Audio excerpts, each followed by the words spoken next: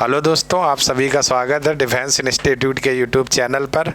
UP police constable के लिए जो प्रैक्टिस सेट की सीरीज चल रही थी, आज हम लोग फिर से एक नए प्रैक्टिस सेट में आ गए और आज का जो प्रैक्टिस सेट रहेगा 33। और सबसे पहले बच्चों हम लोग देखेंगे सामान्य ज्ञान को लेकर के, ठीक है। सामान्य ज्ञान को लेकर के सबसे पहले हम लोग क्वेश्चनों पर चर्चा करेंगे, ठीक है।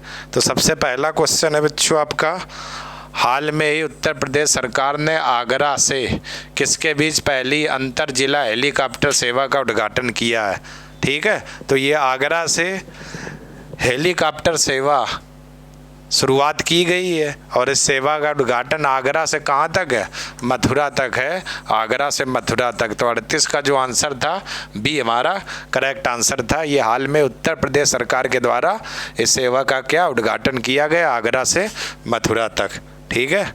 अगला, हाल में ही global Indian icon of the year award किस भारतीय खिलाड़ी को प्रदान किया गया, मैरी कॉम, राहुल द्रविड़, नीरज चोपड़ा, पीवी सिंधु। तो आप लोग बताएं global Indian icon of the year award किस भारतीय खिलाड़ी को क्या प्रदान किया गया है, तो इसका बात करूं तो ये किसे प्रदान किया गया है, मैरी कॉम, जो मुक्केबाजी से क्या है संबंधित है। तो 39 का जो आंसर हो जाएगा क्या, ए हो जाएगा। नवंबर 2023 में पाकिस्तान के सर्वोच्च नागरिक सम्मान निषाद पाकिस्तान से सम्मानित होने वाले चौथे भारतीय कौन बने हैं, सैयदना मुफद्दल, सैफुद्दीन, नवाजुद्दीन सिद्दीकी, नसरुद्दीन शाह, सलमान खान। तो ये चौथे भारतीय कौन बने हैं, सैयदना मुफद्दल, सैफुद्दीन। आपका 40 का जो आंसर था बच्चों क्या था, ए करेक्ट आंसर था। भारत का पहला कृषि डेटा एक्सचेंज और कृषि डेटा प्रबंधन फ्रेमवर्क किस राज्य में लॉन्च किया गया है, आंध्र प्रदेश, तेलंगाना, कर्नाटक, केरल। यानी कृषि से संबंधित जानकारी दिलाने के लिए ये जो लॉन्च किया गया है, ठीक है, और कृषि के बारे में जानकारी देगा ये बच्चों आपका तेलंगाना में लॉन्च किया गया है। तो 41 का आपका बी करेक्ट आंसर था, तेलंगाना। क्लियर है।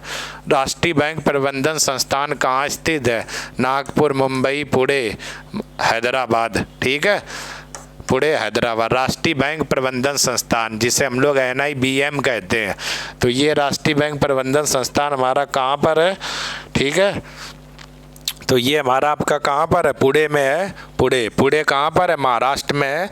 और इसकी स्थापना 1971 में हुई थी, 1971 नहीं 1969 में की गई थी, ठीक है। 1971 नहीं, इसकी स्थापना कब, 1969 में की गई थी। तो 42 का हमारा सी करेक्ट आंसर है, ठीक है।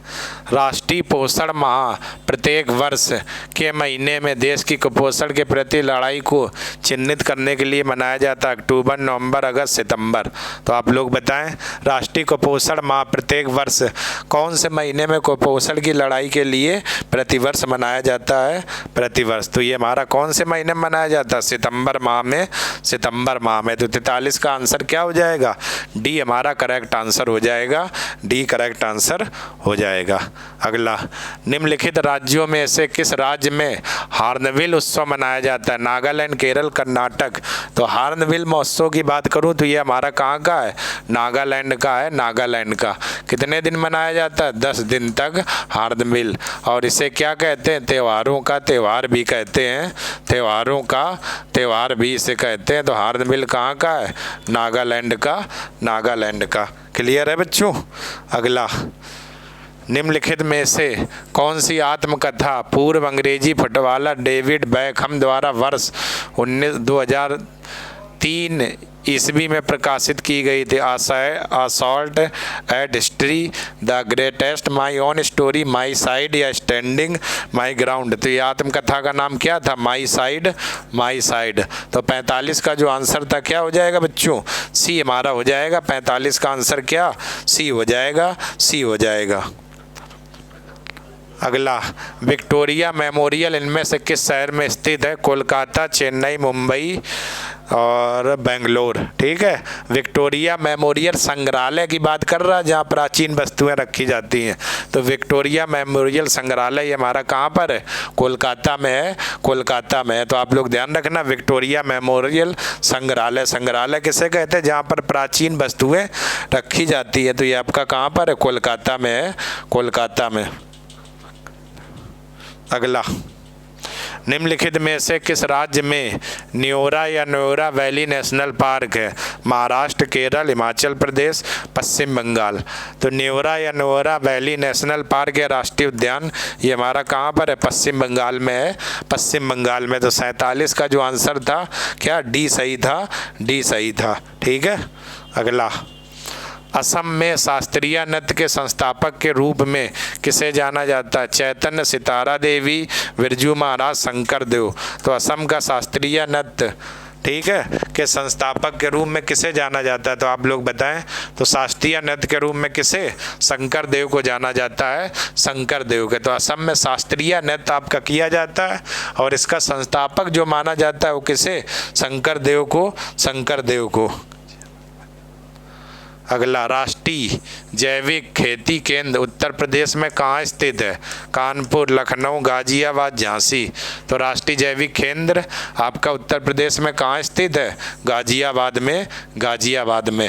ठीक है, तो 49 का जो आंसर था क्या था? सी सही था। राष्ट्रीय जैविक केंद्र उत्तर प्रदेश में गाजियाबाद में स्थित है। तो 49 का आंसर जो था वो क्या था?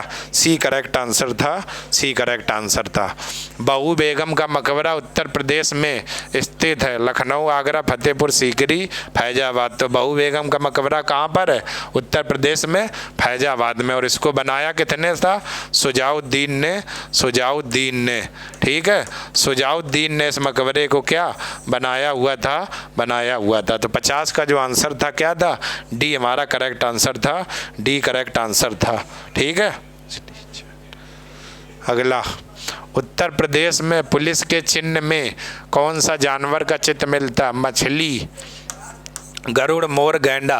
तो उत्तर प्रदेश पुलिस के चिन्ह में कौन से जानवर का चित्र मिलता है? मछली के जानवर का चित्र मिलता है, मछली के जानवर का क्या चिन्ह मिलता है? तो उत्तर प्रदेश में बात करूं तो पुलिस के चिन्ह में कौन सा जानवर? मछली का चिन्ह मिलता है, मछली का। अगला, उत्तर प्रदेश में आयोजित काम्पिल मेला किस समुदाय से जुड़ा हुआ है? जैन, सिख, ईसाई, बौद्ध। और काम्पिल मेला ये लगता कहाँ है? काम्पिल या रामनगरिया? फर्रुखाबाद में लगता है, फर्रुखाबाद में। और ये काम्पिल मेला किससे जुड़ा हुआ है? जैन समुदाय से। तो 52 का जो आंसर था क्या रहेगा बच्चों? ए करेक्ट आंसर रहेगा। काम्पिल मेला हमारा किससे जुड़ा हुआ है? जैन समुदाय से जुड़ा हुआ है काम्पिल मेला, काम्पिल। तो यानी 52 का हमारा क्या? ए करेक्ट आंसर रहेगा, ए करेक्ट आंसर रहेगा। तो आप लोग ध्यान रखिएगा। श्रीनगर। अगला, एक जिला एक उत्पाद योजना के तहत हस्त निर्मित कागज के उत्पादन के लिए उत्तर प्रदेश के किस जिले को चुना गया है? तो हाथ से निर्मित कागज का जो उत्पादन किया जाता है उसके लिए उत्तर प्रदेश का कौन सा जिला प्रसिद्ध है? जालौन। रिपीटेड क्वेश्चन है। हाथ से निर्मित कागज उत्तर प्रदेश के जालौन जिले से क्या उत्पादन किया जाता है? एक बार बच्चों ये आ चुका है क्वेश्चन, तो आप लोग ध्यान रखना। अगला, निम्नलिखित में से कौन सा युग्म सही सुमेलित नहीं है? भारतीय सब्जी अनुसंधान संस्थान बनारस में, केंद्रीय उपोष अनुसंधान संस्थान श्रीनगर, भारतीय गन्ना अनुसंधान संस्थान लखनऊ, भारतीय बकरी अनुसंधान संस्थान मथुरा। ठीक है, तो केंद्रीय उपोष बागवानी संस्थान ये बच्चों गलत दिया हुआ, श्रीनगर में नहीं होकर के है कहाँ पर? लखनऊ में है, लखनऊ में। तो इसका जो आंसर था बी आपका सुमेलित नहीं है। 54 का आंसर क्या हो जाएगा? बी आपका सुमेलित नहीं है, सुमेलित नहीं है। अगला, निम्नलिखित में से कौन सा बैंक भारत का केंद्रीय बैंक है? State bank of India, bank of India, union, reserve bank of India. तो भारत का केंद्रीय बैंक कौन है? आरबीआई है, reserve bank of India, RBI. RBI की स्थापना कब हुई थी? 1 अप्रैल 1935 में। 1 अप्रैल 1935 में क्या आरबीआई की स्थापना हुई थी? 1 अप्रैल 1935 में आरबीआई की क्या स्थापना हुई थी। अगला, निम्नलिखित में से किस समिति की संस्तुतियों के आधार आधार पर भारत में गरीबी रेखा का आकलन किया था? राजमन्ना, लकड़वाला, चलैया, चक्रवर्ती। तो लकड़वाला समिति गरीबी रेखा से संबंधित है, डीटी लकड़वाला इस समिति का नाम दिया गया था। और ये किस रेखा से संबंधित है? गरीबी से संबंधित है, गरीबी से संबंधित है। तो आप लोग ध्यान रखना।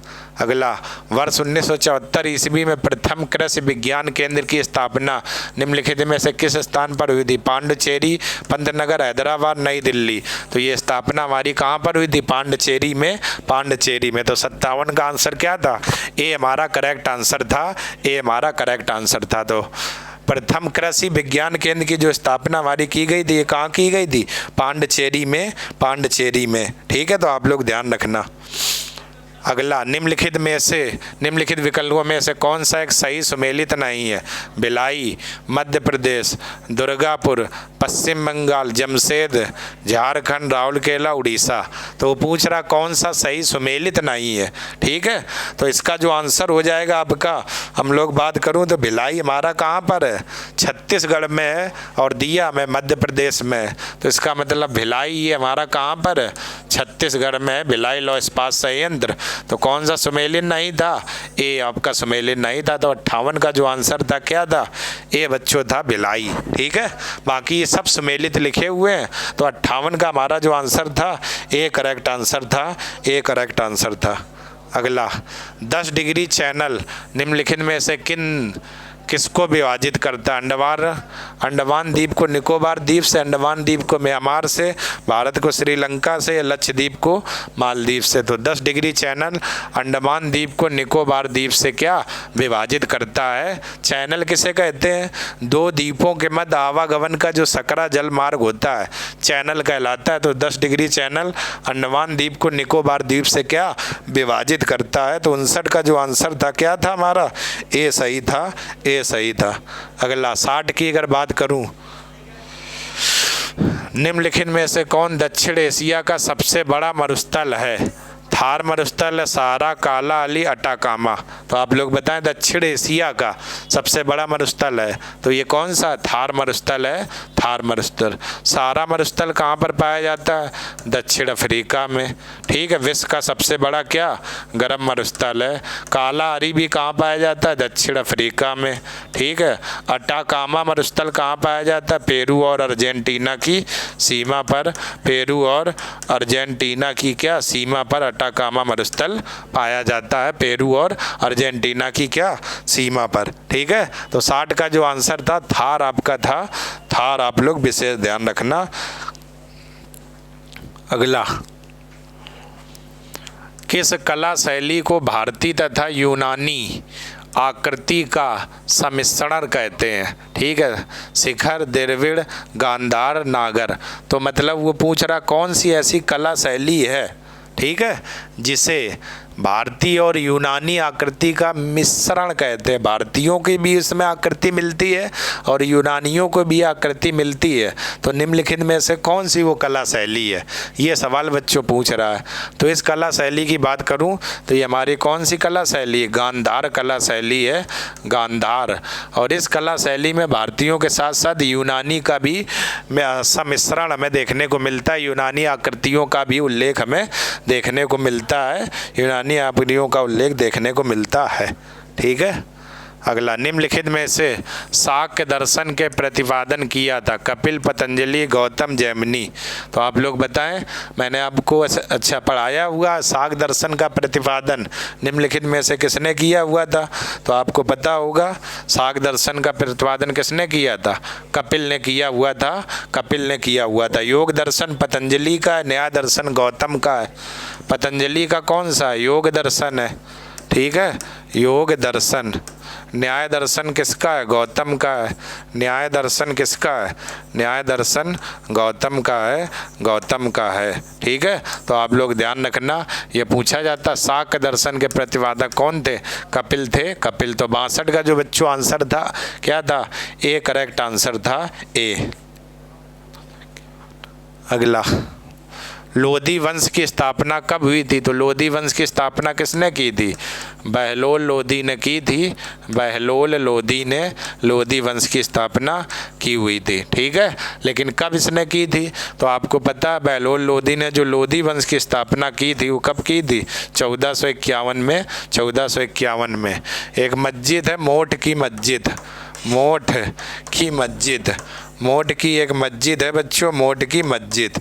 और इस मस्जिद का जो निर्माण कराया था वो सिकंदर लोधी ने कराया था। सिकंदर लोधी ने इस मोठ की मस्जिद का क्या निर्माण कराया था? सिकंदर लोधी ने। ठीक है, तो इसका जो आंसर हो जाएगा 63 का क्या? ए बच्चों हमारा करेक्ट आंसर हो जाएगा। 63 का क्या हो जाएगा? ए हो जाएगा, ए हो जाएगा। तो आप लोग ध्यान रखना 63 का आंसर क्या? ए हमारा करेक्ट आंसर हो जाएगा। ठीक है, अगला, निम्नलिखित में से किसने वर्ष 1878 ईस्वी में वर्नाकुलर प्रेस एक्ट को निरस्त किया हुआ था? Northbrook, Lytton, Dufferin, Ripon. तो आप लोग बताएं वर्नाकुलर प्रेस एक्ट को किसने निरस्त कर दिया हुआ था? ये बच्चों सवाल पूछ रहा, जबरदस्त क्वेश्चन है। ठीक है, वर्नाकुलर प्रेस एक्ट था क्या? एक्चुअली एक व्यक्ति था, गवर्नर थे लॉर्ड रिटन। इन्होंने बताया हुआ था कोई भी पत्रिका जो है वहाँ की देसी भाषा में नहीं छपेगी। ठीक है, तो इस वर्नाकुलर प्रेस एक्ट से बचने के लिए अमृत जो बाजार पत्रिका थी वो रातों रात बंगाली से अंग्रेजी भाषा में चेंज हो गई थी। ठीक है, जैसे हम यहाँ पर हैं तो मेरी देसी भाषा हिंदी है, तो अंग्रेजों ने कहा था देसी भाषा में नहीं छपे थी, तो हम उससे बचने के लिए अपनी हिंदी वाली को रातों रात अंग्रेजी में बदल दी। ठीक है, तो ये है वर्नाकुलर प्रेस एक्ट। और इसको शुरू तो लिटन ने किया था, लेकिन नेक्स्ट जो किया था वो रिपन ने किया हुआ था। तो 64 का जो आंसर था क्या? डी हमारा करेक्ट आंसर था। लॉर्ड रिपन ने इस वर्नाकुलर प्रेस एक्ट को क्या कर दिया था? निरस्त कर दिया था, निरस्त कर दिया था। तो आप लोग ध्यान रखिएगा, वर्नाकुलर एक्ट को निरस्त किया था 1882 में, और इसको लिटन के समय में शुरू किया गया था। तो आप लोग विशेष ध्यान रखना।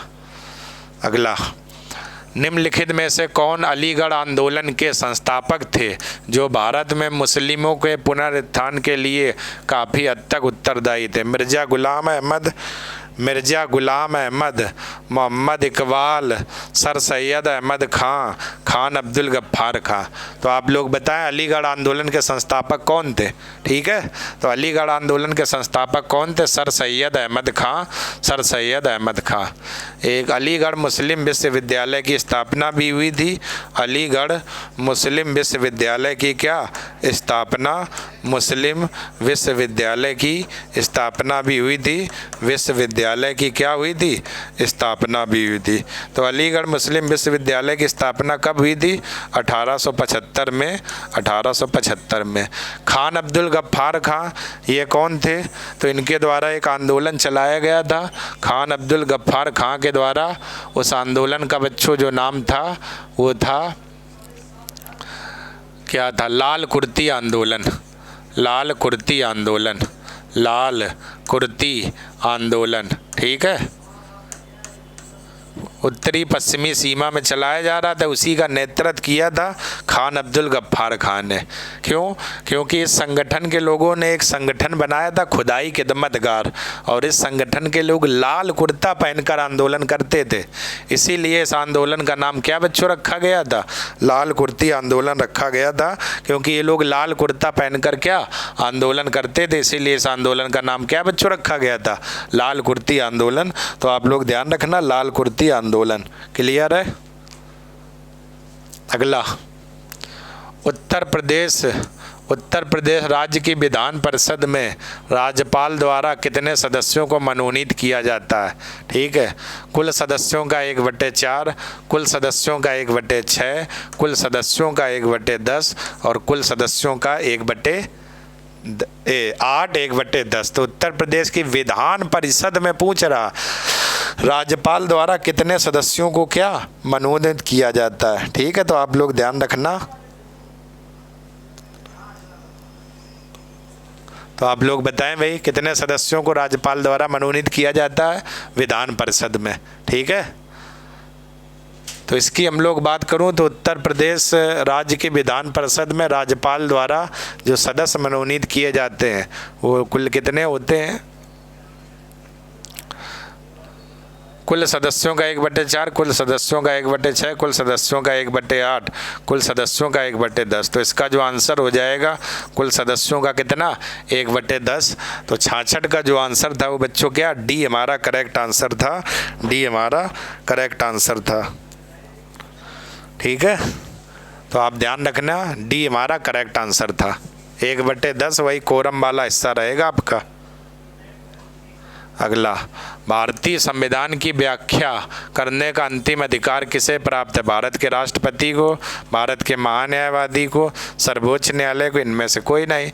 तो आपको पता होगा बच्चों, मैंने बताया भी होगा, अगर भारत का संविधान है तो उसकी व्याख्या जो करने का अधिकार है, ठीक है, व्याख्या बताने का अधिकार है और उसमें संशोधन जो करने का अधिकार है, प्रस्तावना में बात हो रही, लेकिन संविधान की व्याख्या करने का अधिकार किसके पास है? सर्वोच्च न्यायालय के पास। सर्वोच्च न्यायालय, जिसे हम लोग क्या, कौन सा कोर्ट कहते हैं? सुप्रीम कोर्ट कहते हैं। सर्वोच्च न्यायालय के पास सुप्रीम कोर्ट कहते हैं। तो इसका जो आंसर हो जाएगा 67 का क्या? सी हमारा करेक्ट आंसर रहेगा। सी हमारा क्या करेक्ट आंसर रहेगा? 67 का सर्वोच्च न्यायालय। सर्वोच्च न्यायालय।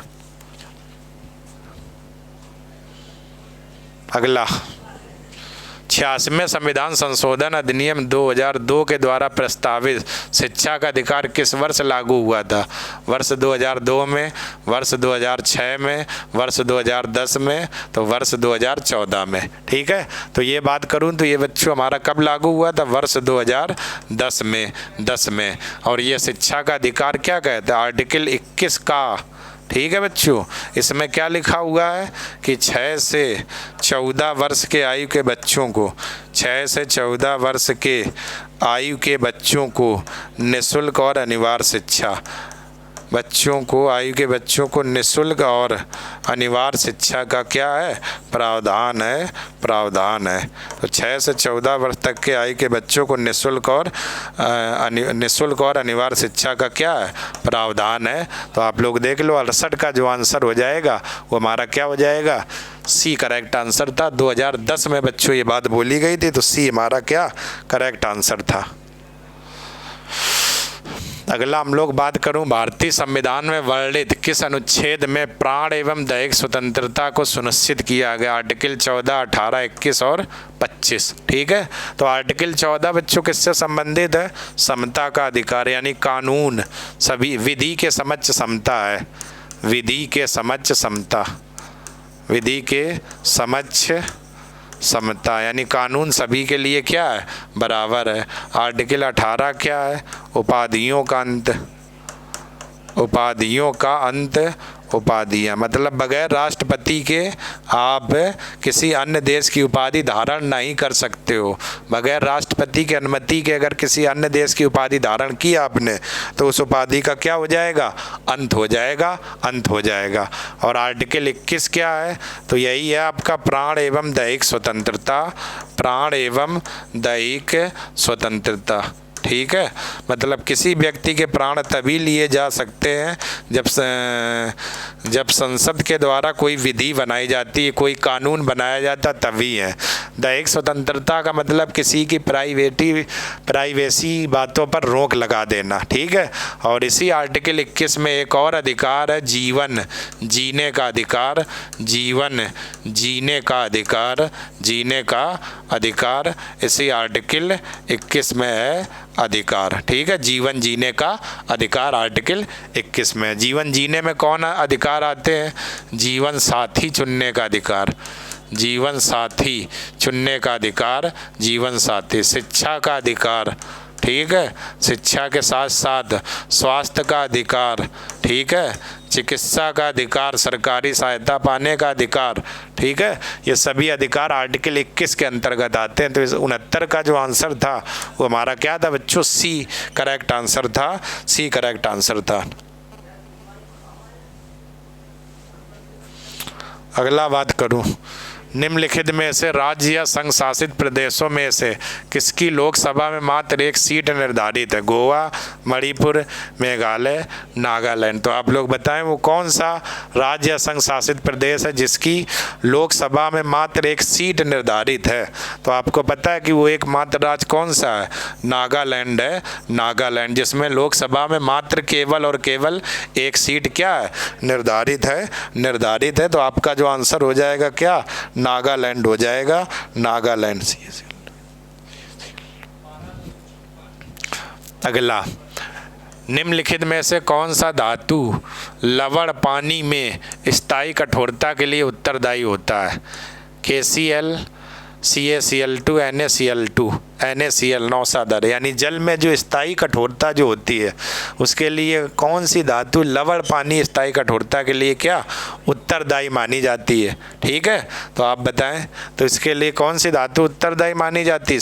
CaCl2। ठीक है, तो इसका जो 71 का जो आंसर हो जाएगा क्या हो जाएगा?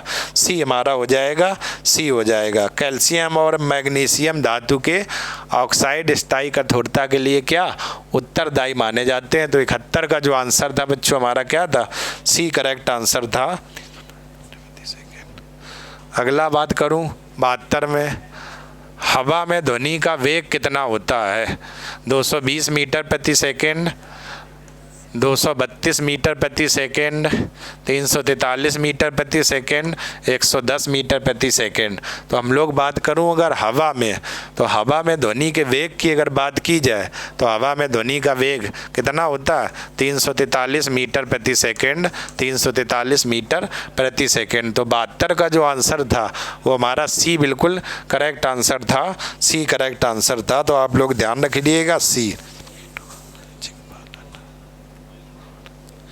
अगला हम लोग बात करूं, निम्नलिखित में से सेरीकल्चर कहा जाता है? तो मैंने आपको पढ़ाया हुआ भारतीय कृषि में कि सेरीकल्चर किसे कहा जाता है? अंगूर की खेती को, मत्स्य पालन को, रेशम के कीटों के पालन को, फलों के ठीक है उगाने को। तो हम लोग बात करें अगर सेरीकल्चर, तो सेरीकल्चर में किसके उत्पादन के लिए, पालन के लिए होता है? रेशम के कीट, रेशम के कीड़े। ठीक है, सहसूत के पेड़ पर रेशम के कीड़े पाए जाते हैं। रेशम का धागा ये जो प्राप्त होता है ये प्यूपा अवस्था से क्या होता है? प्राप्त होता है। रेशम का धागा प्यूपा अवस्था से क्या होता है?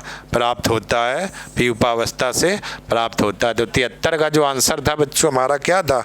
सी करेक्ट आंसर था, सी करेक्ट आंसर था 73 का। ठीक है, अगला,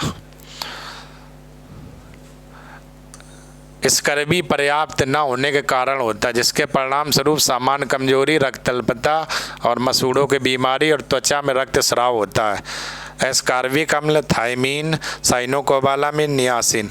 ठीक है, तो मतलब कि आपको पता है सभी के उसने रासायनिक नाम लिखे हुए हैं। तो आपको पता है विटामिन सी जो होता है, विटामिन सी का ही रासायनिक नाम एस्कॉर्बिक एसिड अम्ल है और उसी की कमी से ही कमजोरी, रक्त अल्पता, मसूड़ों की बीमारी और त्वचा में रक्तस्राव होता है। ठीक है, तो आपका 74 का जो आंसर हो जाएगा वो क्या हो जाएगा? ए हमारा करेक्ट आंसर हो जाएगा, एस्कॉर्बिक अम्ल, एस्कॉर्बिक अम्ल। तो 74 का आंसर क्या हो जाएगा? ए हमारा हो जाएगा। तो 74 की हम लोग बात करें ए। ठीक है, ये किसका रासायनिक नाम है? सी का रासायनिक नाम है। तो 74 का आंसर हमारा क्या हो जाएगा? ए हो जाएगा, ए हो जाएगा। इसके बाद हम लोग बात करूं पोलियो के टीके की खोज किसने की थी? तो रॉबर्ट कोच ने, एडवर्ड जेनर ने, रॉबर्ट हुक ने, जोनास साल्क ने। तो आप लोग बताएं पोलियो के टीके की जो खोज की थी वो पोलियो के टीके की खोज किसने की थी? रॉबर्ट कोच या एडवर्ड जेनर या रॉबर्ट हुक या जोनास साल्क ने? तो पोलियो टीके की जो खोज की थी वो किसने की थी? जोनास साल्क ने, जोनास साल्क ने। तो 75 का जो आंसर था वो हमारा क्या था? डी हमारा करेक्ट आंसर था, डी हमारा करेक्ट आंसर था। ठीक है बच्चों, तो ये आपकी क्लास थी जीएस के लिए और जीएस में आप लोगों ने देखा आगे की जो बच्चों आपकी क्लास होगी, ठीक है, वो हमारे हिंदी वाले सर आपको कराएंगे आगे की क्लास। तो आपको जाना नहीं है, बने रहना है और हिंदी की क्लास आपको लेनी है, ठीक है। तो आप लोग विशेष ध्यान रखिएगा। आगे की जो क्लास हमारी होगी वो किसकी होगी, सामान्य हिंदी को लेकर के। तो आपको जाना नहीं, बने रहना है, बने रहना है, ठीक है। तो आप लोग जीएस के सारे क्वेश्चन देख लिए। अब आगे जो क्लास होगी वो किसकी होगी, हिंदी की होगी, ठीक है बच्चों। तो आप लोगों को कहीं जाना नहीं है, क्लास में बराबर बने रहना।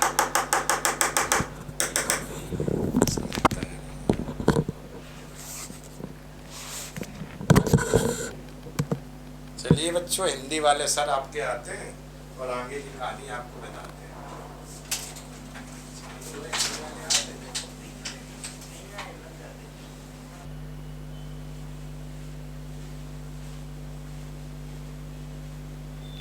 दोस्तों नमस्कार, डिफेंस इंस्टीट्यूट के यूट्यूब चैनल पर आप सभी का स्वागत है। जैसा कि आप सभी लोग जानते हो, आपका महा प्रैक्टिस बैच चल रहा है। उसमें आज हम लोग लेके आए हैं प्रैक्टिस सेट नंबर आपका जो है 33 है। तो प्रैक्टिस सेट नंबर 33 को आज हम कंप्लीट कराने वाले हैं। तो चलिए आइए देखते हैं प्रैक्टिस सेट नंबर 33 को, ठीक है। यस, समय बहुत कम रह गया है। आपको बहुत ही जुनून और जज्बे के साथ आपको अपनी पढ़ाई करनी चाहिए। रोज़ आप लोगों को 10 से 12 घंटे आपको कंटिन्यू देना चाहिए, जिससे कि आपका रिज़ल्ट बेटर आ सके, ठीक है। चलिए आइए देखते हैं। पहला क्वेश्चन सामान्य हिंदी आपका सेक्शन पहला है। पहला क्वेश्चन आपका दिया जा रहा है, कितनी नावों में कितनी बार के रचनाकार कौन से हैं। तो कितनी नावों में कितनी बार के रचनाकार कौन से हैं, ये कहा गया है।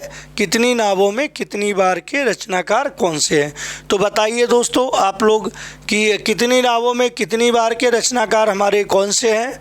तो हमारे रचनाकार क्या धर्मवीर भारती हैं, या नरेंद्र कोहली हैं, या रघुवीर चौधरी हैं। तो हम लोग जानते हैं कि हमारे जो रचनाकार हैं वो कौन से हैं, वो हमारे अज्ञेय जी हैं। कौन है, अज्ञेय जी हैं, है ना। कितनी नावों में कितनी बार के रचनाकार कौन है, अज्ञेय जी हैं, है ना। इसी कितनी नावों में कितनी बार पर अज्ञेय जी को आप लोग जानते हो, अज्ञेय जी को 1978 में उन्हें 1978 में कितनी नावों पर कितनी बार, इसी रचना के लिए 1978 में उन्हें ज्ञानपीठ पुरस्कार मिला था। क्या मिला था, उन्हें ज्ञानपीठ पुरस्कार मिला था, जो कि ये पुरस्कार जो होता है हिंदी साहित्य का सबसे बड़ा पुरस्कार होता है। कौन सा, ज्ञानपीठ पुरस्कार। तो ज्ञानपीठ पुरस्कार कितनी नावों में कितनी बार, है ना, इस रचना के लिए 1978 ईस्वी में अज्ञेय जी को, सच्चिदानंद हीरानंद वात्स्यायन अज्ञेय जी को ज्ञानपीठ पुरस्कार दिया गया। 1968 में सबसे पहले 1968 में ये पुरस्कार जो है ये सुमित्रा नंदन पंत जी को दिया गया। किसे, सबसे पहले सुमित्रा नंदन पंत, सबसे पहले ये सुमित्रा नंदन पंत जी को दिया गया। कौन सी इनकी रचना कौन सी थी, इनकी रचना जो थी वो आपकी, इनकी रचना जो थी वो आपकी चिदंबरा थी। कौन सी थी वो, चिदंबरा के लिए, इन्हें चिदंबरा रचना पर इन्हें सबसे पहले ज्ञानपीठ पुरस्कार दिया गया, जो कि पुरस्कार जो है हिंदी साहित्य का सबसे बड़ा पुरस्कार माना जाता है। 1968 में इन्हें चिदंबरा नामक रचना पर इन्हें ज्ञानपीठ पुरस्कार दिया गया। उसके बाद 1972 में रामधारी सिंह दिनकर जी को, 1972 में रामधारी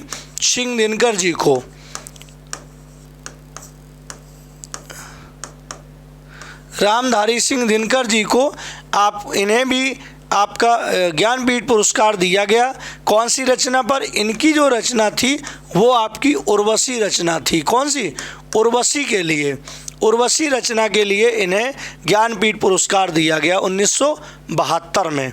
और सीधे 1972 के बाद फिर सीधे 1978 में ही दिया गया 6 साल के बाद 1978 में दिया गया किसे? अज्ञेय जी को। सच्चिदानंद हीरानंद वात्स्यायन अज्ञेय जी को कौन सी रचना? कितनी नावों में, कितनी नावों में, नावों में कितनी बार, कितनी बार इस रचना के लिए, कितनी नावों में कितनी बार इस रचना के लिए उन्हें 1978 में ज्ञानपीठ पुरस्कार दिया गया। फिर चौथा ज्ञानपीठ पुरस्कार जो है वो आपको दिया गया है आपका 1982 में। फिर 1982 में ये पुरस्कार महादेवी वर्मा जी को दिया गया। महादेवी वर्मा जी को यही पुरस्कार दिया गया। कब? 1982 में, 4 साल के बाद। कौन सी?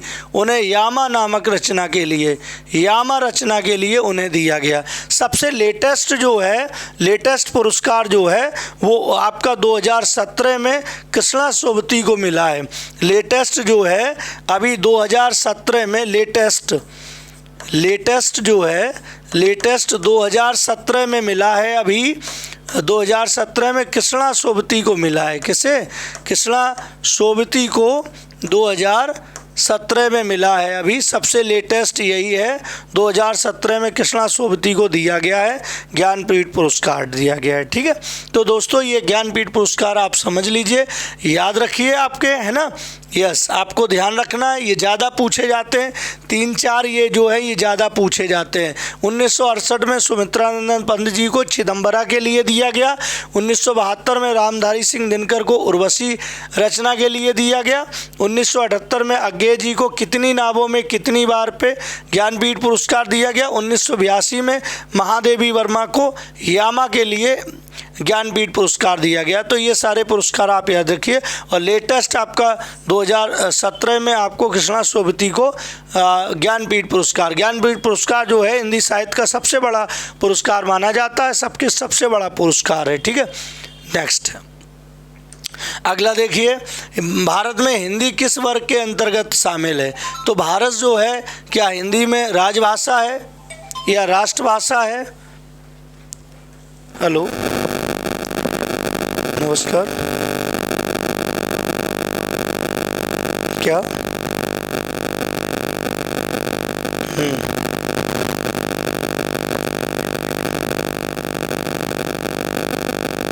नहीं, लाइब्रेरी के लिए बात हुई नहीं सबको।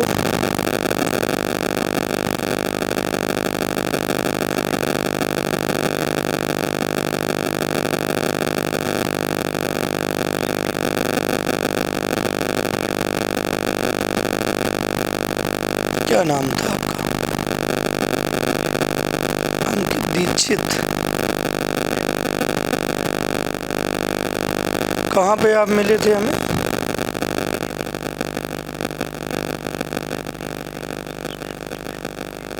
अच्छा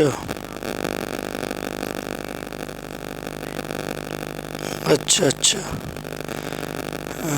चलो तो देखो, हम आते हैं फिर तुम्हें सीट एक बताते हैं। 8 से 12 में सीट खाली मिल जाएगी एक आपको। 10 से 2 में 10 से 12 मिलेगी, 2 तक नहीं मिल पाएगी। अच्छा तो ठीक है, ऐसा करो आप 64 नंबर सीट है, 64 नंबर सीट पे आप जाके बैठो। ठीक है, 64 नंबर पे बैठो जाके। ठीक है, ठीक ठीक, ओके। सॉरी, हेलो,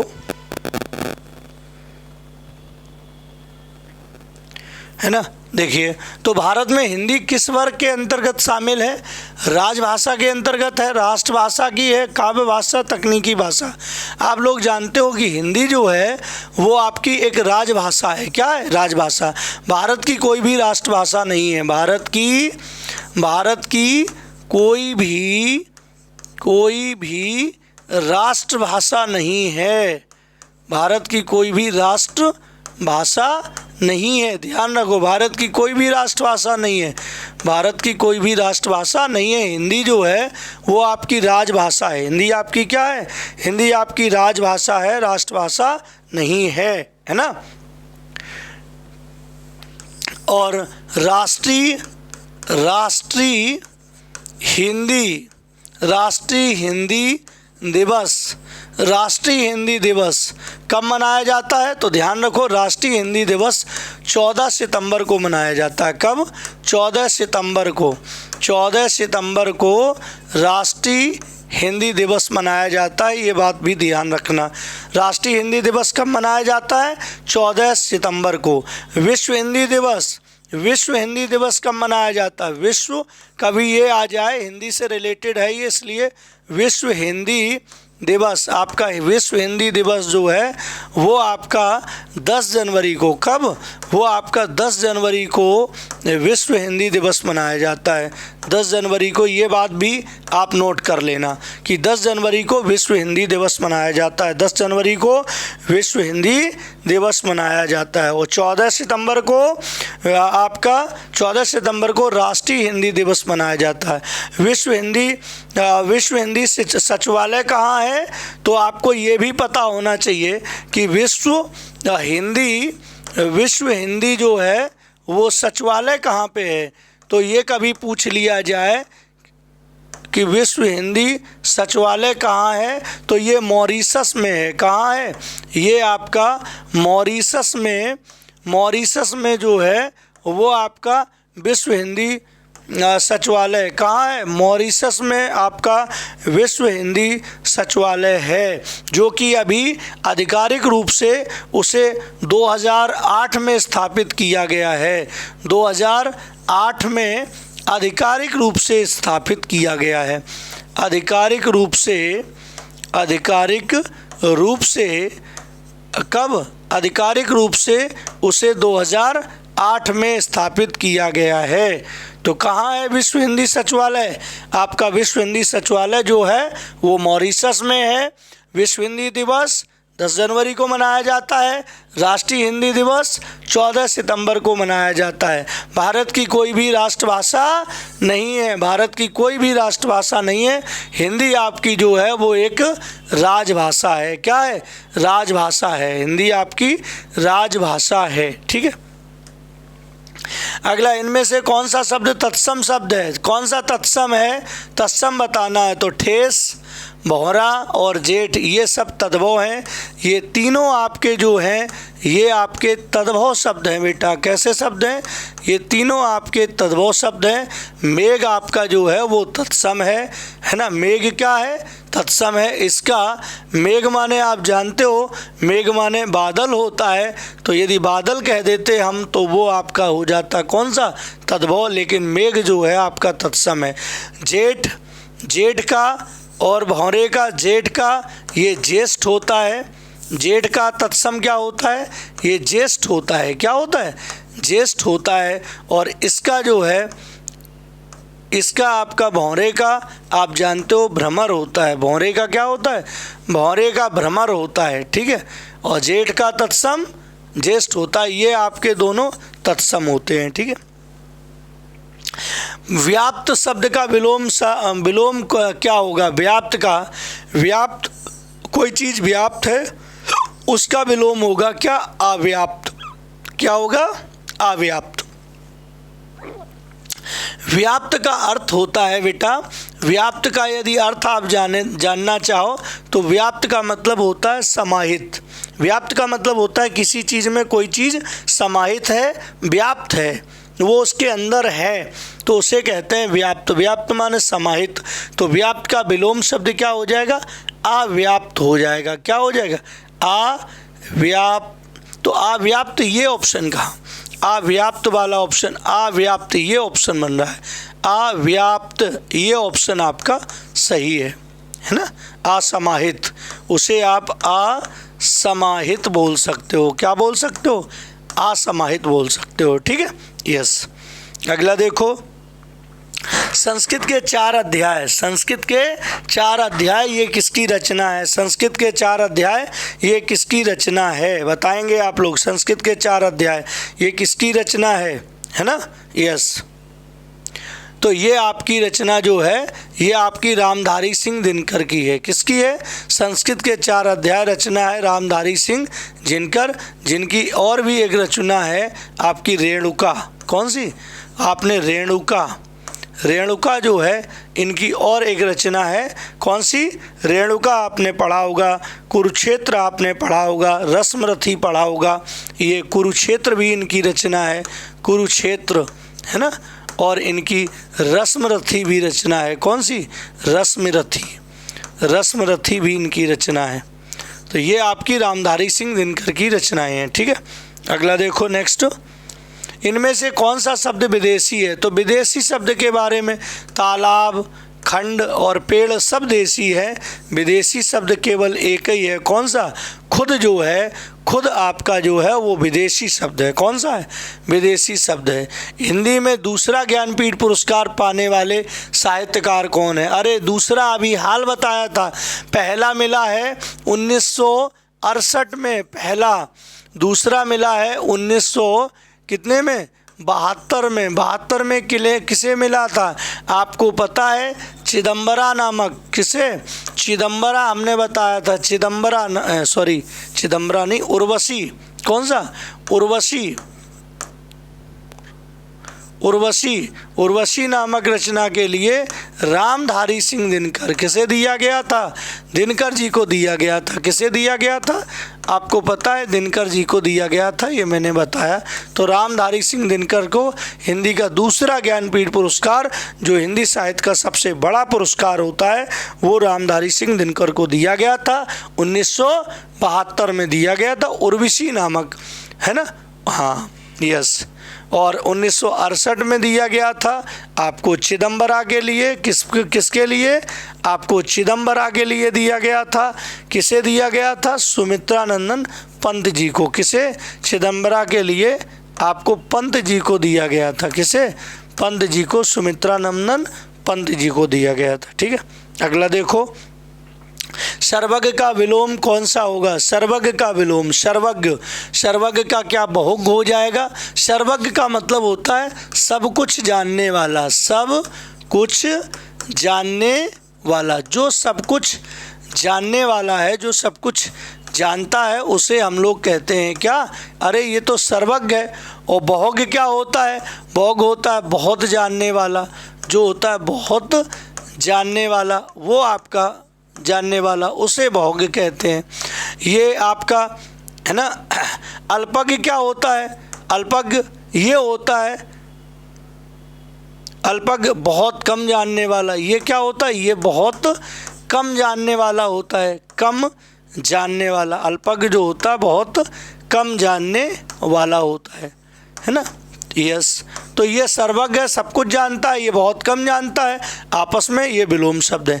कृतज्ञ का मतलब उपकार को मानने वाला, उपकार को मानने वाला, जो उपकार को मानने वाला होता है उसे हम कृतज्ञ कहते हैं। और उपकार को ना मानने वाला, उपकार को ना मानने वाला, यदि ना मानने वाला कह दिया जाए, ना मानने वाला, उपकार को ना मानने वाला, उसे हम क्या कहेंगे दोस्तों? उसे हम कहेंगे कृतज्ञ। क्या कहेंगे? कृतज्ञ। उसे हम लोग कृतज्ञ बोलते हैं। क्या बोलते हैं? उसे हम लोग कृतज्ञ बोलते हैं, उपकार को ना मानने वाला, ठीक है। अभिज्ञ क्या है? अभिज्ञ का मतलब होता है जानकार, जानने वाला। अभिज्ञ का मतलब जानकार, क्या होता है? जानकार होता है, या आप जानने वाला कह सकते हो, जानने वाला उसे कहते हैं, जानने वाला, है ना, ये अभिज्ञ होता है ना, यस। अगला देखो, तो सही आंसर जो है उसका सही आंसर कौन सा हो जाएगा? तो सही आंसर आपका अल्पज्ञ हो जाएगा। कौन सा? अल्पज्ञ हो जाएगा। इनमें से विसर्ग संधि का उदाहरण कौन सा है? विसर्ग का दिग्गज, दिग्गज को कैसे संधि विच्छेद करेंगे? दिक दिक धन गज, दिक धन गज। कौन सी संधि? इसमें यहाँ व्यंजन है, यहाँ भी व्यंजन है, कौन सी संधि बनेगी भैया? अरे व्यंजन संधि बनेगी। कौन सी बनेगी? व्यंजन संधि। महिष, महिष को संधि विच्छेद करेंगे, मही और धन ईस करेंगे, मही धन ईस, तो हो जाएगा महिष। कौन सी? ई और ई, कौन सी? दीर्घ संधि बनेगी, दीर्घ स्वर संधि बनेगी। कौन सी? दीर्घ स्वर संधि बनेगी इसमें, दीर्घ स्वर संधि कौन सी? दीर्घ स्वर संधि। जगदीश में जगत, इसमें बनेगी कौन सी? जगत धन ईश। क्या बनेगा? जगत धन ईश। यहाँ व्यंजन का मेल स्वर से हो रहा है, यहाँ भी आपकी बनेगी कौन सी? व्यंजन संधि बनेगी। कौन सी? व्यंजन संधि बनेगी। तो ये आपकी निरंतर, ये निहि, ये बनेगा निहि और धन अंतर, नि धन अंतर बराबर निरंतर। कौन सी? विसर्ग संधि। कौन सी? विसर्ग संधि होगी ये कौन सी संधि होगी? विसर्ग संधि होगी। नि धन अंतर बराबर निरंतर। विसर्ग का रा हो जाता है और रा आ मिलके, है ना, ये आपका विसर्ग का रा हो जाएगा तो निरंतर बन जाएगा। विसर्ग संधि का उदाहरण कौन है? निरंतर है आपका। कौन सा है? निरंतर। जिसका जन्म कन्या के गर्भ से हुआ हो, जिसका जन्म जो है वो कन्या के जन्म से गर्भ से हुआ हो, उसे कहते हैं क्या? कानीन कहते हैं। क्या कहते हैं? कानीन बोलते हैं। ठीक है। अगला, मनोहर, मनोहर सो रहा है। मनोहर क्या है? देखो बेटा, मनोहर, मनोहर सो रहा है, सो रहा है। अब आपको ये पता करना है कि ये जो क्रिया है सोना, ये अकर्मक है कि सकर्मक है। हमने आपको बताया था अकर्मक क्रिया होगी जहाँ पे आपको क्या और किसको का क्या का आंसर जहाँ आपको मिल जाए वहाँ सकर्मक क्रिया होती है, जहाँ क्या का आंसर ना मिले वहाँ अकर्मक क्रिया होती है। कैसे करेंगे इसको हम लोग? मनोहर और क्रिया को कहाँ लगाना होता है? क्या को कहाँ लगाना होता है? कर्ता के बाद और क्रिया से पहले। मनोहर क्या सो रहा है। मनोहर क्या सो रहा है? बताओ, मनोहर क्या सो रहा है? कोई आंसर आ रहा है? मनोहर क्या सो रहा है? पलंग सो रहा है, नींद सो रहा है? गलत, कोई आंसर नहीं आ रहा। इसका मतलब है कि सोना, आपकी जो सोना क्रिया है वो आपकी एक अकर्मक क्रिया है, क्योंकि आपको क्या का कोई आंसर नहीं मिल रहा। जब क्या का कोई आंसर नहीं मिलता है तो हमेशा वो क्रिया अकर्मक क्रिया होती है। कौन सी? अकर्मक क्रिया। सकर्मक क्रिया में क्या का उत्तर होता है, क्या का उत्तर होता है, क्या का उत्तर होता है। सकर्मक में इसमें द्विकर्म होते हैं, इसमें क्या और कौन का उत्तर होता है। काहे का? क्या और कौन का उत्तर, दोनों के उत्तर मिल जाते हैं। और प्रेरणार्थक क्रिया जो होती है उसमें आपका वाना और आना प्रत्यय लगा होता है, वो आपकी प्रेरणार्थक क्रिया होती है। जिसमें वाना आना प्रत्यय लगा हो प्रेरणार्थक क्रिया है। क्या और कौन दोनों का उत्तर मिल जाए द्विकर्मक क्रिया है। केवल क्या का उत्तर मिले सकर्मक क्रिया है। क्या का उत्तर ना मिले तो अकर्मक क्रिया होती है। तो अकर्मक क्रिया है क्या आपकी? ये आपकी सोना एक अकर्मक क्रिया है। देवनागरी लिपि किस निम्न में से किस राज्य में सबसे पहले देवनागरी लिपि का प्रयोग हुआ? तो देवनागरी लिपि का प्रयोग कहाँ हुआ सबसे पहले? सबसे पहले आपके गुजरात में इसका प्रयोग हुआ है। देवनागरी लिपि का प्रयोग, है ना, कहाँ हुआ है? गुजरात में सबसे पहले इसका प्रयोग हुआ है। गुजरात में, गुजरात के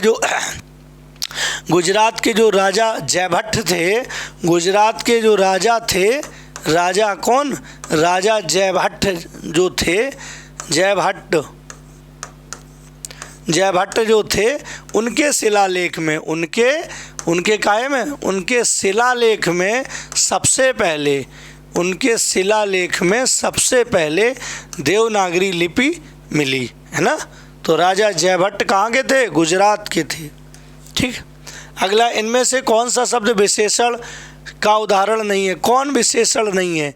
आग्नेय, आग्नेय चट्टाने, आग्नेय के साथ चट्टाने हैं तो ये विशेषण है। अंतर, आंतरिक, आंतरिक,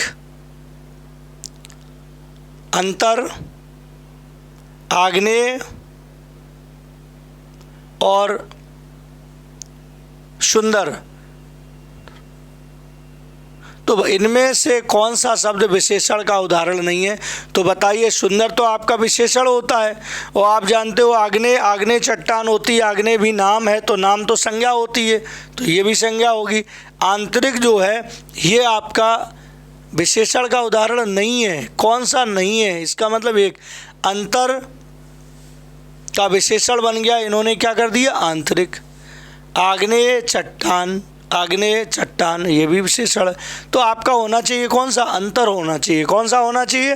अंतर होना चाहिए। अंतर जो है, क्योंकि ये आपका जो है अंतर का ही विशेषण तो आंतरिक है, तो आंतरिक भी विशेषण है। और आग्नेय चट्टान होती है, जब आप कहते हो ऐसे आग्नेय, आग्नेय चट्टान, आग्नेय चट्टान होती है, चट्टानें, आग्नेय चट्टान, तो ये कहीं ना कहीं चट्टान संज्ञा है, और ये आग्नेय जो है इसकी विशेषता बता रहा है, तो ये कहीं ना कहीं विशेषण होगा। क्या होगा? विशेषण होगा। तो ये भी विशेषण है। ये सुंदर होना विशेषण होता ही है। आंतरिक, जिनमें पीछे इक लगा होता है, जिनमें इक प्रत्यय लगा होता है वो विशेषण होते हैं, आपको पता होना चाहिए। जिनमें इक प्रत्यय लगा होता है, जैसे ऐतिहासिक, जैसे सांस्कृतिक, है ना, जैसे राजनैतिक, एक प्रत्यय जिनमें लगा होता है वो विशेषण होते हैं। आंतरिक एक प्रत्यय लगा विशेषण है। अंतर जो है आपका, वो आपका क्या है? अंतर आपका संज्ञा है। तो कौन सा विशेषण नहीं है? तो विशेषण का उदाहरण अंतर नहीं है। ठीक है, ध्यान रखना। अगला, बिना स्वार्थ के कार्य करने वाले के लिए वो शब्द होगा। जो बिना स्वार्थ के काम करता है उसको हम लोग क्या कहते हैं? निस्वार्थी कहते हैं। क्या कहते हैं? उसे हम लोग निस्वार्थी कहते हैं। क्या कहते हैं? निस्वार्थी। जो बिना स्वार्थ के काम करता है वो निस्वार्थ होता है, और जो स्वार्थ के काम करता है उसे स्वार्थी कहते हैं। जो स्वार्थवश काम करता है उसे स्वार्थी कहते हैं। ये इसका विलोम शब्द होगा। ठीक है। हिम किरीटनी किसकी रचना है? तो बताइए हिम किरीटनी जो है वो किसकी रचना है? तो बताइए हिम किरीटनी किसकी रचना है ना? तो हिम किरीटनी जो है वो माखनलाल चतुर्वेदी की रचना है, जिसकी एक रचना और भी है तरंगिणी। कौन सी? इनकी एक रचना और भी हमें याद आ रही, कौन सी? तरंगिणी भी इनकी रचना है, माखनलाल चतुर्वेदी की है ये रचना। ठीक है। अगला, सभा में 50 लोग थे। सभा में कितने? 50 नहीं। यदि क्वेश्चन ऐसे कह देता, ऐसे कह देता, सभा में 50 लोग थे, 50 लोग थे, तो ये आपकी जो है 50 जो है इसे कह देते हम निश्चित, कह देते निश्चित संख्या वाचक विशेषण कह देते, निश्चित संख्यावाचक विशेषण कह देते, है ना। लेकिन उसने ये नहीं कहा है कि इसमें सभा में 50 लोग थे, उसने कहा सभा में 50 लोग थे। इसका मतलब है कि क्लियर नहीं है। यदि वो कहता सभा में 50 लोग हैं तो निश्चित है कि 50 लोग हैं। यदि वो कहता सभा में 10 लोग हैं तो निश्चित था कि 10 लोग हैं। लेकिन ये नहीं पता कि 50 हैं कि कितने, 20 हैं। उसने कहा सभा में 50 लोग हैं, तो कितने 50 हैं कोई पता नहीं। 50 का उसने बहुवचन बनाया है। तो ध्यान रखो, जब इनको बहुवचन बना दिया जाता है ना, तो इनके साथ हमेशा होता है अनिश्चित संख्यावाचक विशेषण। कौन सा? अनिश्चित संख्यावाचक विशेषण। सभा में 50 लोग हैं, निश्चित संख्यावाचक विशेषण। सभा में 50 लोग थे तो अनिश्चित संख्यावाचक होगा। ठीक है। हाँ, अगला, नेक्स्ट, जहाँ एक या अनेक वर्णों की एक क्रम में एक बार ही आवृत्ति हो वह कौन सा अलंकार होता है? तो वो आप जानते हो, आप 6 का अनुप्रास होता है। कौन सा होता है? वो आपका 6 का अनुप्रास अलंकार होता है। ठीक है। अगला देखो, उन्मीलन। अरे उन्मीलन, उन्मीलन शब्द का विलोम क्या होगा? उन्मीलन का विलोम आप जानते हो निमीलन होता है। क्या होता है? उन्मीलन का विलोम शब्द निमीलन होता है। उन्मूलन नहीं कर देना, उन्मूलन नहीं है ये, निमीलन। उन्मीलन का विलोम शब्द निमीलन होता है। क्या होता है? निमीलन होता है, ध्यान रखना। तो पहला ऑप्शन हो जाएगा। ठीक है। अगला देखो, इनमें से किस शब्द की वर्तनी शुद्ध है? उन्नयन। उन्नयन कोण कैसे लिखा जाता है? अरे भैया, उन और न या ने ऐसे उन्नयन, उन्नयन कोण होता है, उन्नयन कोण होता है और नमन कोण होता है, तो उन्नयन उन्नयन ये वाला ऑप्शन सही है, बी ऑप्शन आपका सही है। उन्नयन कोण कौन सा, बी ऑप्शन आपका राइट है। चरण कमल बंदों हर राई, चरण कमल बंदों, बंदों का मतलब वंदना करता हूँ, हरि माने भगवान के, मैं भगवान के कमल रूपी चरणों की वंदना करता हूँ। मैं भगवान के कमल रूपी, मैं भगवान के कमल रूपी चरणों की, कमल रूपी चरणों की वंदना करता हूँ, चरणों की वंदना करता हूँ। ये कहा जा रहा है कि मैं भगवान के कमल रूपी चरणों की वंदना करता हूँ। भगवान के जो चरण हैं वो कमल के समान है कि नहीं। हाँ, अब यहाँ पे शब्द जो दे दिया है वो यहाँ रूपी दे दिया है। जब आपका कहीं पे रूपी लग जाता है और के समान लग जाता है और तुलना की जाती है तो आपको जानते हो आपका अलंकार जो होता है वो कौन सा, उपमा अलंकार हो जाता है। लेकिन जब इन तुलना करने के लिए तुलना करने वाले शब्दों को छिपा लिया जाता है तो वहीं पर आपका रूपक अलंकार हो जाता है। जब तुलना वाले शब्दों को लिख दिया जाता है तो उपमा अलंकार हो जाता है। जब इन्हीं तुलना वाले शब्दों को छिपा लिया जाता है तो वहीं पर रूपक अलंकार है। तो रूपी शब्द को इसमें लिखा नहीं गया है, छिपाया गया है। यदि ऐसे लिखा जाता तो आपका उपमा हो जाता, यदि इसको छिपाया गया है तो आपका रूपक अलंकार आपका आंसर होगा। कौन सा, रूपक अलंकार आपका आंसर हो जाएगा, है ना। यस, अगला देखो किस शब्द में उपसर्ग नहीं है। देखते हैं विदेश में क्या है, विदेश में तो विधन देश होता है तो इसमें वी उपसर्ग है ना। अत्यधिक में क्या है, अति धन अधिक है, अति धन अधिक, तो इसमें भी आप देख रहे हो अति उपसर्ग है। सुरेश में क्या है, सुरेश में क्या है, सु क्या है, सुधन रेस है।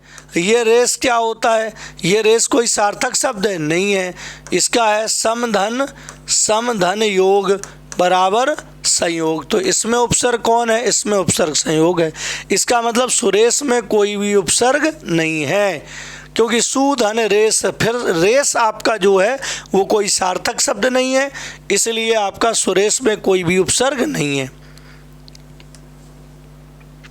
इसमें तालव्य व्यंजन कौन सा होता है, आप कचट तब याद रखिए, आप हमेशा का, चा, टा, ता, पा, ये आपका इसका उच्चारण कंठ, इसका आपका जानते हो तालु, इसका तालु होता है, इसका आप जानते हो कंठ तालु। मूर्धा, इसका उच्चारण स्थान मूर्धा होता है, इसका आप जानते हो दंत होता है, इसका आप जानते हो क्या होता है, ओष्ठ होता है। क्या होता है, ओष्ठ होता है।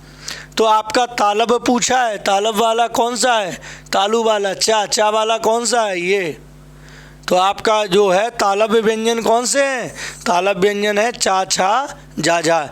इन्हें स्पर्श, इन्हीं को स्पर्श संघर्षी व्यंजन भी बोलते हैं। स्पर्श संघर्षी व्यंजन के नाम से इन्हीं को जानते हैं, स्पर्श संघर्षी व्यंजन इन्हें कहते हैं। ठीक है, यस। इसका ता, था, दा, धा, ये सबसे पहले चा, छा, जा, जा, यही है आपके। ठीक है, अगला, मैं चाहता हूँ कि तुम्हारे साथ खेलूँ, मैं चाहता हूँ तुम्हारे साथ खेलूँ, इसका मतलब आपके साथ खेलने की मेरी क्या है, इच्छा है। निषेध वाक्य है नहीं, दो वाक्य आपस में जुड़े, एक ये वाक्य एक ये वाक्य। जब दो वाक्य आपस में जुड़े होते हैं तो या तो वो वाक्य संयुक्त होता है या फिर वो वाक्य मिश्र वाक्य होता है।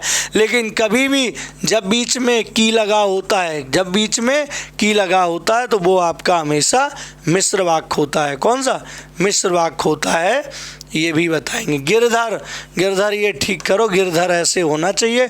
गिरधर में कौन सा समास है, तो गिरधर इसको आप लिखोगे गिरी, गिरी और धर।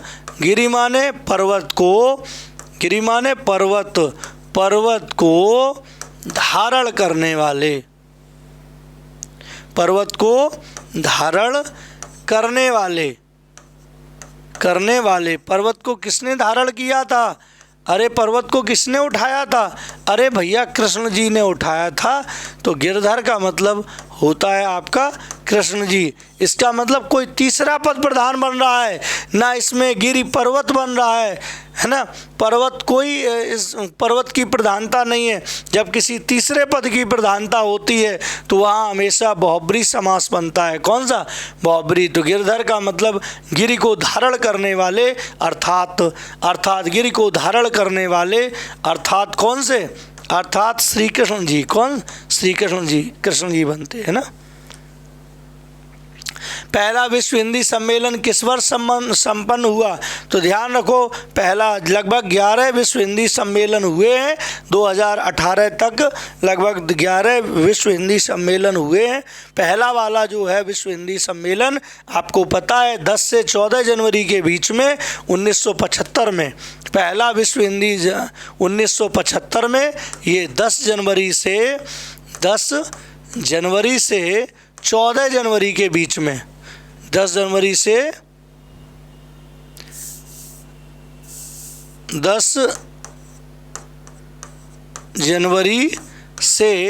14 जनवरी, कितना? 14 जनवरी के बीच, 10 जनवरी से 14 जनवरी के बीच हुआ था। ये 1975 में हुआ। किसमें? 1975 में हुआ। और कहाँ? नागपुर में हुआ। कौन? नागपुर में हुआ, जो कि नागपुर कहाँ आपका? भारत में है। तो भारत में हुआ था नागपुर में 1975 में। अभी तक लगभग 2018 तक 11 आपके विश्व हिंदी सम्मेलन हो रहे हैं।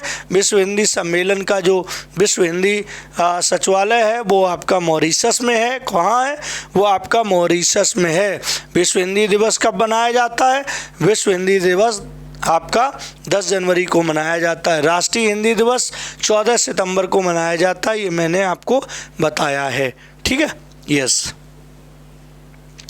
अगला नेक्स्ट, शुद्ध वर्तनी वाला शब्द परीक्षा गलत है, शुद्ध होता है परीक्षा। क्या होता है? परीक्षा शुद्ध होता है।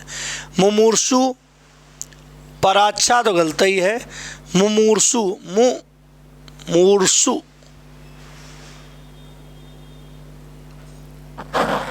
ये दोनों एक ही लिख दिए हैं। मुमूर्षु है ना। मुमूर्षु एक में था मुमूर्षु और एक में था मुमूर्षु। एक में आपका था मुमूर्षु, एक में कौन सा था? हाँ, तो ध्यान रखिए आपका जो है बड़े ऊ की मात्रा वाला जो है ऑप्शन आपका पेपर में आपको ऑप्शन मिला होगा। कौन सा आपको?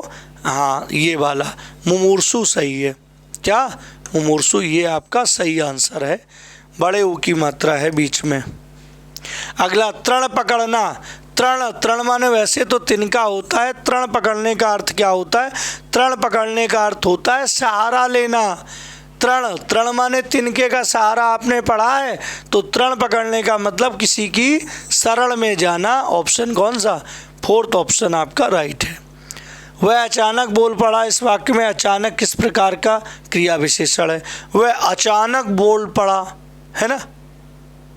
वह अचानक, जैसे हमने कहा वह धीरे धीरे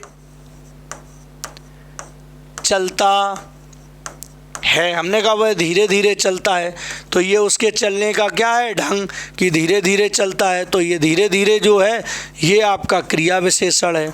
ये क्या है? ये आपका क्रिया विशेषण है। और चलना आपकी जो है वो क्रिया है।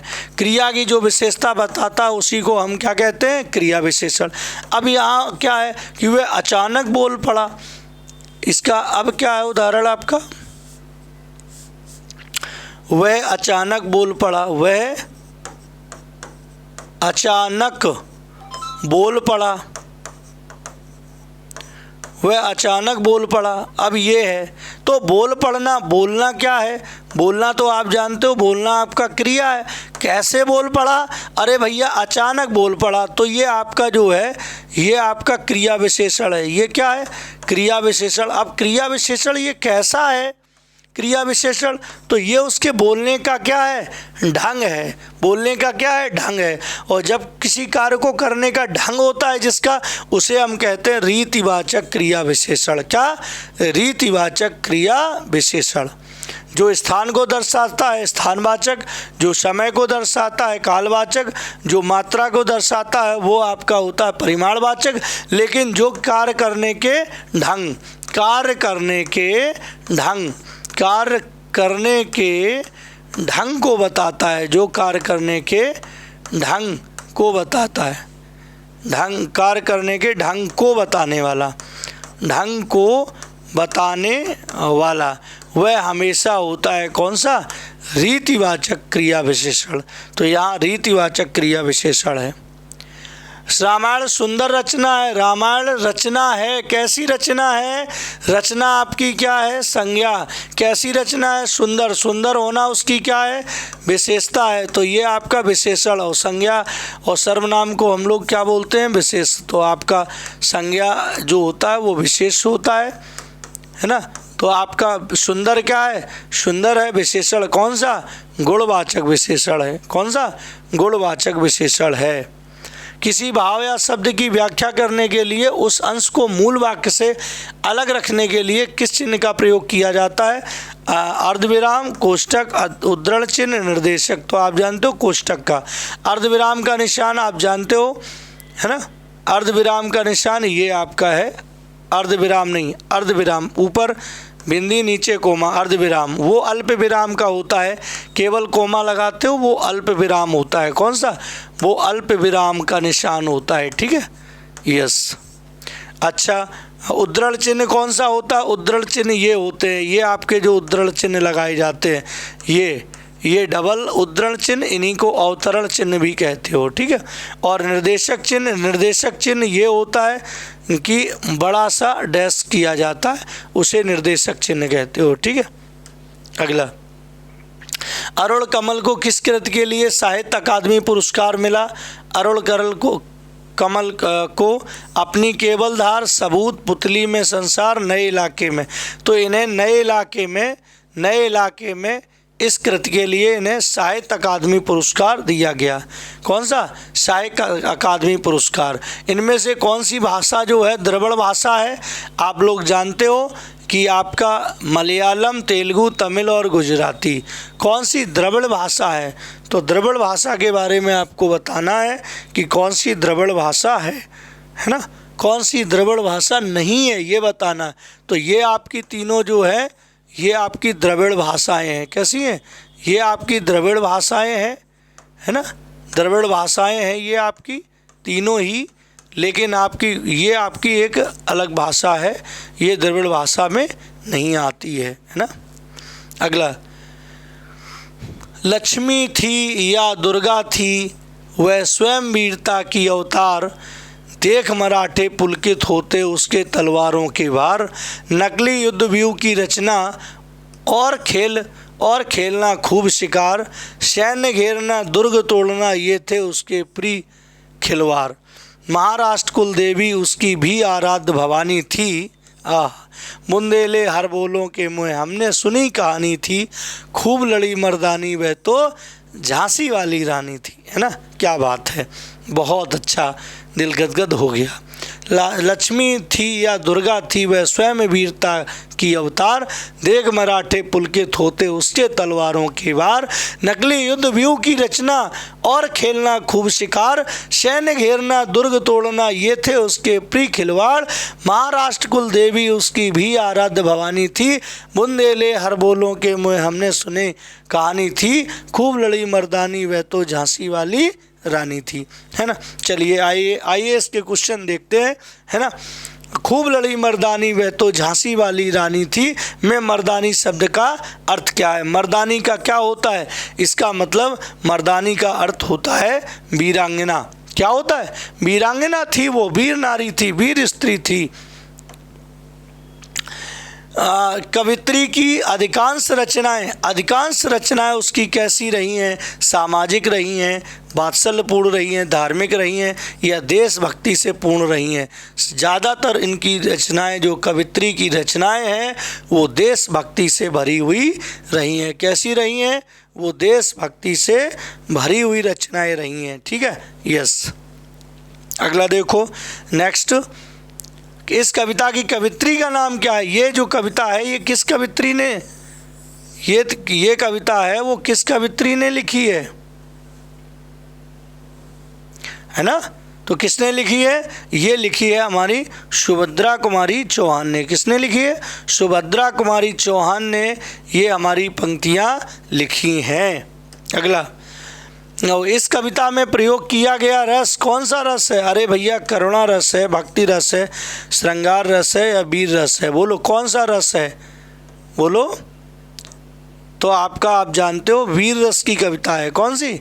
जहाँ युद्ध क्षेत्र की बात हो, लड़ने की बात हो, लड़ाई की बात हो, है ना, वीरता की बात हो, वहाँ हमेशा ध्यान रखो वहाँ वीर रस होता है। वीर रस का स्थायी भाव क्या होता है? वीर रस का स्थायी भाव होता है कौन सा? उत्साह। क्या होता है? उत्साह होता है। और करुण रस अच्छा किया गया है। इस कविता में प्रयोग किया गया रस, करुण रस का स्थायी भाव क्या होता है? शोक होता है। आप जानते हो शोक होता है। और भक्ति रस का स्थायी भाव क्या होता है? आप जानते हो भगवत विषयक होता है। क्या होता है? भगवत विषयक होता है ना। और आप जानते हो कि श्रृंगार रस का स्थायी भाव जो होता है वो कौन होता है? वो रति होता है। क्या होता है? रति, है ना, यस। अगला देखो, उक्त पद्यांश का सही शीर्षक हो सकता है कौन सा? झांसी की रानी या 1857 की गदर, अंग्रेजों पर आक्रमण या रानी लक्ष्मीबाई। तो पूरा जो है वो रानी लक्ष्मीबाई के बारे में बताया जा रहा है, इसलिए इसका शीर्षक रानी लक्ष्मीबाई होगा। ठीक है, यस। चलिए, तो आपके ये सारे क्वेश्चंस जो हैं वो आपके 37 क्वेश्चंस थे, वो सारे क्वेश्चंस आपके कंप्लीट हो गए, है ना, यस। तो आपका हिंदी वाला जो सेक्शन मैंने पूरा कंप्लीट करा दिया है। Thank you. पढ़ते रहिए, बने रहिए, और परीक्षा की घड़ी आने वाली है। आप दिल लगा के, मन लगा के आप बड़े ध्यान से पढ़िए, क्योंकि यही वो समय है कि जो समय आप परीक्षा में लगाएंगे आपको परीक्षा से निराश नहीं होना पड़ेगा। आप परीक्षा देने जाएंगे, परीक्षा देके घर आते हुए आपको बड़ी खुशी होगी। आप खुश होकर घर आएंगे, आप निराश होकर घर नहीं आएंगे। यदि 15 दिन आपने अच्छे से तैयारी की तो आप ये मानिए कि परीक्षा से आते समय आपको बहुत खुशी होगी। ये लगेगा कि मैंने पेपर एकदम फाड़ दिया। यस, ओके, थैंक यू, धन्यवाद।